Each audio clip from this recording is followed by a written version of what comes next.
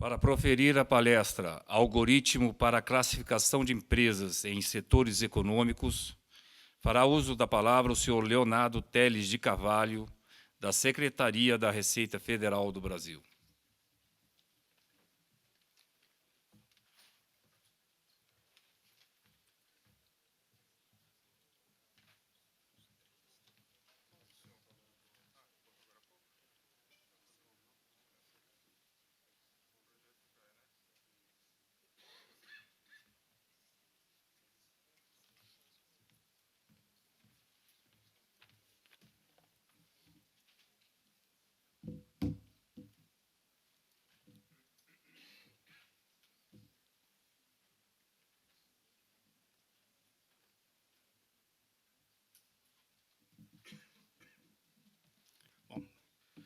Boa tarde a todos.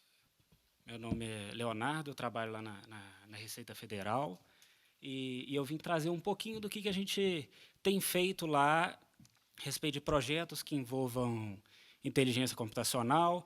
E eu tenho sorte de trabalhar numa área que a gente tem bastante contato com isso e a gente vê que os resultados eles são bastante animadores e que eles se juntam com uma abordagem mais clássica da fiscalização lá na Receita e somam esforços para a gente melhorar o desempenho da instituição. Vou começar falando um pouco da motivação desse trabalho, que é de classificação de empresas em setores econômicos, alguns conceitos, rapidamente, os objetivos desse trabalho, o método que foi utilizado e alguns resultados que a gente já conseguiu. A classificação de empresas em setores econômicos ela é bem interessante porque ela permite uma análise comparativa entre os contribuintes, entre as empresas.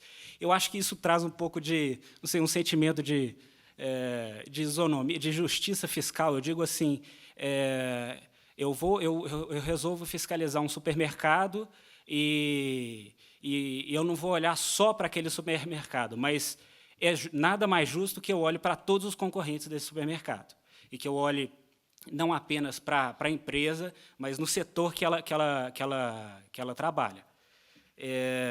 Outro objetivo que a gente tem lá na Receita é que a tributação das empresas é diferente dependendo do setor econômico. Quer dizer, tem alguns benefícios fiscais que são concedidos se a empresa está ou não em um determinado setor e cabe a gente da Receita conferir se isso foi feito de maneira correta ou não. E mais um objetivo que eu acho que é interessante, talvez, para outras instituições aqui, essa análise setorial. É a possibilidade de estratificação da nossa base e identificação mais clara de padrões, igual outros colegas já trataram aqui. Às vezes, os padrões eles não são muito claros, e quando você consegue pegar alguma característica da sua base de dados e conseguir estratificar isso, os padrões eles começam a surgir. O trabalho lá ele é feito mais ou menos da seguinte maneira. Eu tenho uma divisão da base em setores econômicos, eu consigo classificar essas empresas. Depois que elas estão em cada um dos seus setores econômicos, eu consigo criar índices, regras representativas ali para aquele setor. E, em cima disso, eu posso, se de repente uma empresa está omissa em alguma declaração, eu consigo, de uma certa maneira, por causa dessa modelagem do setor econômico, estimar qual que seria aquele valor que ela está omissa, ou ainda se ela declarou, se ela está declarando de maneira adequada ou não. Em cima disso, eu consigo identificar fraudes, ilícitos e sonegação. Só que tudo isso parte do pressuposto de que eu consigo classificar as empresas em um setor econômico correto. Só que a situação que a gente vive hoje é que as empresas elas se autodeclaram.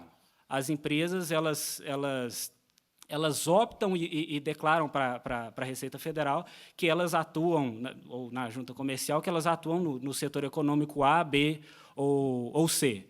Então, quer dizer, se elas vão ser fiscalizadas por causa de uma informação que elas mesmas estão declarando, Isso daí é uma situação que pode gerar um pouco de dificuldade para a fiscalização. Facilitação para quem quer sonegar. Só que o que acontece na Receita é que a gente pode criar, a gente deseja e classifica as empresas de maneira autônoma, para não depender apenas de uma declaração volitiva das empresas. Isso é feito tanto individualmente, com os fiscais, que eles avaliam cada empresa, quanto de uma maneira algorítmica, que é exatamente esse trabalho que eu vou apresentar para vocês, que é, digamos assim, varrer a base de dados e de uma maneira automatizada e classificando as empresas no seu devido setor econômico sem depender da acuidade da declaração das empresas.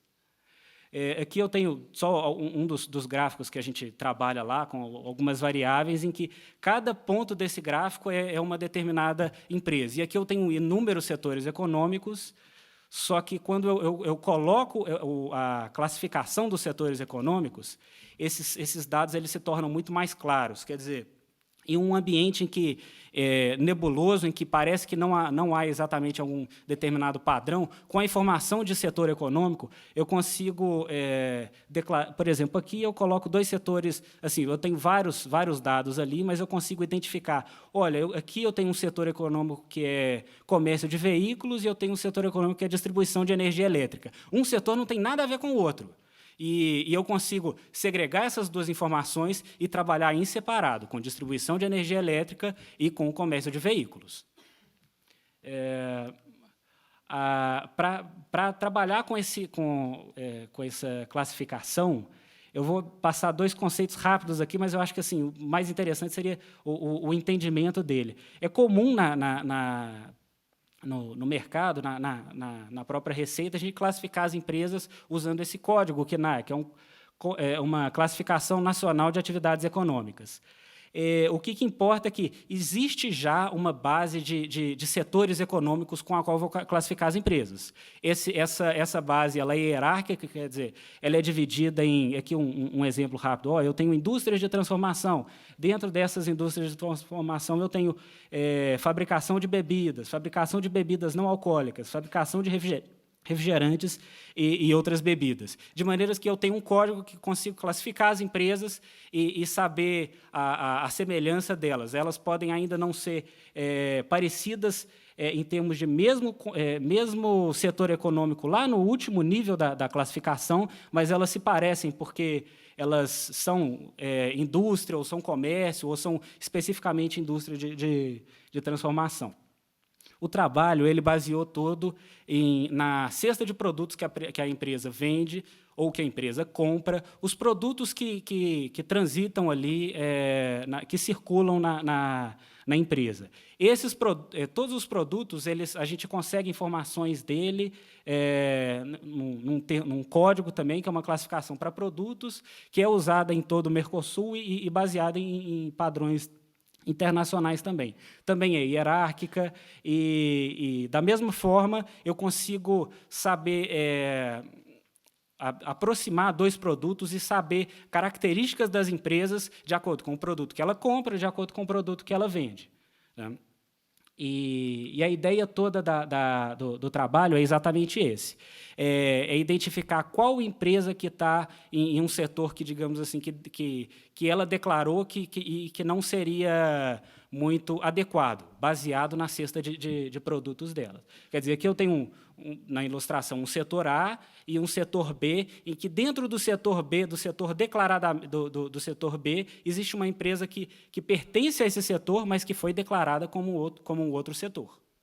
E aí o trabalho é exatamente esse. Como que eu meço essa distância entre setores, como que eu consigo distinguir se uma empresa se parece com outra ou não. Aí começa o trabalho um pouco da inteligência computacional. Para isso, a gente usou o seguinte raciocínio. Eu tenho 2 empresas, e essas empresas elas têm produtos em comum, elas vendem produtos em em comuns e vendem produtos distintos. E existem na literatura vários índices ou métricas para você medir essa similaridade, né? Por exemplo, eu tenho um índice de Jacquard que ele mede a interseção dos produtos dividido pela união dos produtos. Quer dizer, eu consigo ponderar. Se duas empresas são muito semelhantes, elas vendem os mesmos produtos, elas vão ter esse índice com valor elevado. Se os produtos são completamente diferentes, esse índice ele vai ter um valor bem inferior. É o caso, por exemplo, dessa ilustração aqui, em que eu coloco 3 setores econômicos distintos, uma borracharia, 2 padarias e um supermercado. Quer dizer, a padaria, ela, apesar de vender produtos que são um pouquinho diferentes entre si, não são exatamente o mesmo produtos, todos são produtos similares e muito diferentes aos produtos, por exemplo, da borracharia. Agora, um supermercado ele pode vender pneu, pode vender pão também. Então, a ideia é aplicar esses índices para saber, para conseguir quantificar quais as empresas que se parecem entre si. Só que aí surge uma dificuldade, né? Os produtos eles não são, muitas vezes, exatamente iguais, exatamente diferentes, né? Eu coloquei lá o exemplo da padaria, né? 2 padarias, uma que venda pão de forma, outra que venda um pão francês. No exemplo didático, os produtos são diferentes, mas as duas são padarias, os produtos são similares. E aí a gente lançou mão de uma lógica nebulosa que consegue captar esse grau de pertinência entre coisas diferentes. Quer dizer, eu não consigo analisar simplesmente se um produto é igual ou diferente, mas se os produtos são próximos. Isso daí é feito a partir de uma função desse código ali. Quer dizer, eu aproveito esse código e vejo, mas a grande maioria desse código é igual, quer dizer que as empresas são similares. E existe uma matemática para lidar com essa similaridade e fazer aquele cálculo daqueles índices de uma maneira um pouco diferente, levando em consideração produtos parecidos, né? Essa é a distância aí. A brincadeira da transparência aí qual é a distância que seria considerada segura em relação a um leão dentro da jaula. Claro que existe uma zona em que é completamente seguro, mas existe uma zona cinzenta ali em que eu não conseguiria saber exatamente o que é seguro ou não. Por favor, não lembrem de malha de imposto de renda. Bom, é exatamente essa a ideia que eu tenho aqui. Só continuando o raciocínio, eu tenho vários produtos, e os produtos eles vão me dar uma função de semelhança que eu consigo calcular algoritmicamente ali, e de falar que um produto é mais parecido com o outro, e quando eu coloco a abordagem de teoria de conjuntos nebulosos ali, eu consigo falar uma empresa é parecida com a outra. Quando eu consigo falar que uma empresa é parecida com a outra, eu consigo lançar a mão de vários algoritmos que já existem aí na literatura. Um exemplo ali, aí os nomes estão pequenos, mas assim, é uma implementação de um cluster hierárquico. Quer dizer, eu junto empresas que são parecidas, por exemplo, 2 padarias, elas são próximas entre si e são um pouco parecidas com o supermercado, que vende diversos tipos de pães. Esse supermercado ele pode ser um pouco parecido com a borracharia, porque ele vende um pneu também. Todos esses exemplos didáticos eles foram implementados num algoritmo que conseguiu varrer a nossa base lá e classificar as empresas. Aqui eu coloquei em preto o nome para não identificar as empresas, mas esses números que estão logo abaixo da faixa preta aí são os códigos de setores econômicos. Então, assim, em alguns casos dá para ver que empresas próximas elas têm os mesmos códigos. Quer dizer, isso daí é o algoritmo trabalhando e agrupando empresas que vendem produtos semelhantes entre si. E isso ignorando completamente a informação que foi declarada do setor econômico. Então, assim, a gente consegue, lançando mão de informações, às vezes, de terceiros, ou então de outras bases de dados que a gente tem, saber qual que é o setor econômico da empresa e muitas vezes criticar o setor que a empresa atua. Esse é um caso que a gente, uma pequena amostra da implementação desse algoritmo, que é uma empresa 1 que ela é do setor de comércio atacadista de máquinas para uso agropecuários, ela vende trator. Ali à direita eu coloco o site da empresa, só para visualizar melhor o exemplo. Essa empresa foi analisado num determinado período mais de 200 produtos diferentes que ela vendia. E aí eu consigo, o algoritmo ele me fala que essa empresa 1 ela é muito similar à empresa 2, que é uma empresa que também tem mais de 200 produtos diferentes na venda.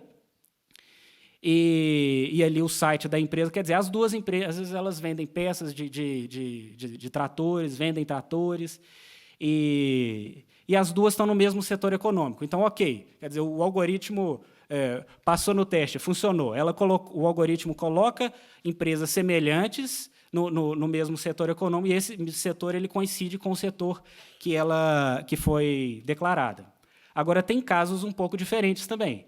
Casos de empresas que... É engraçado que o site ele traz o mesmo fabricante até do trator.